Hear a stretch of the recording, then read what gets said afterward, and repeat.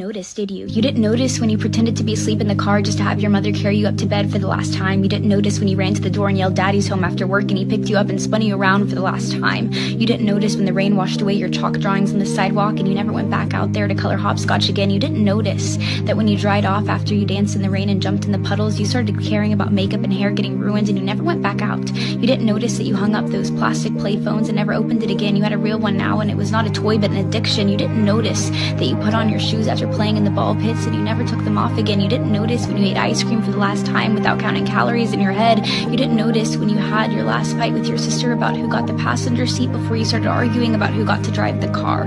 You didn't notice when you stopped believing in Santa Claus as the magic of Christmas was replaced with material wish lists. You didn't notice when you stopped believing in a monster that lived under your bed as it started to come out in the reflection of your mirror. You didn't notice when you went to field day for the last time, when you got your last participation trophy, when you kicked your brother's seat during a road trip for the last time, when you had your last play date with your Barbies, when you had your last Disney movie night with your family. You didn't notice that grandparents don't last forever. You didn't notice that your childhood cat wasn't eternal. You didn't notice your parents are growing up too. You didn't notice it, do you?